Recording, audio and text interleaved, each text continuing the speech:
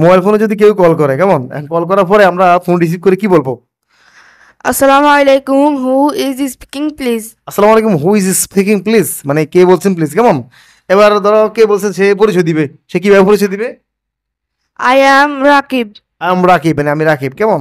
আচ্ছা, এখন আপনি কার সাথে কথা বলতে চান, এই কথাটা আমরা নর্মালি বলে থাকি, কেমন। আপনি কাকে চান বা আপনি কার সাথে কথা বলতে চান, এই কথা আমরা কিভাবে বলবো? Who would you like to speak to please? Who would you like to speak to please, মানে আপনি কার সাথে কথা বলতে চান, কেমন। Who would you like to speak to please, আপনি কার সাথে কথা বলতে চান। এবার আমি মিস্টার আবুলের সাথে কথা বলতে চাই, এটা ইংরেজি কি হবে?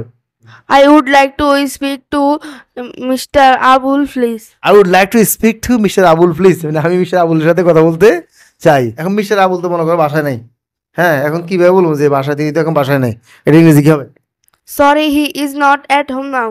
Sorry, he is not at home now, দুঃখিত তিনি এখন বাসায় নাই। এখন আমি বলবো যে ঠিক আছে, আমি পরে কল দিব, এটা ইংরেজি কি হবে? Okay, I will call later. Okay, I will call later, ঠিক আছে, আমি পরে কল দিব, কেমন। ওকে, থ্যাংক ইউ। মোবাইল ফোনে কেউ কল দিলে আমরা কি বলবো? Who's speaking please? Who's speaking please, কে বলছেন প্লিজ, কেমন। আপনি কার সাথে কথা বলতে চান?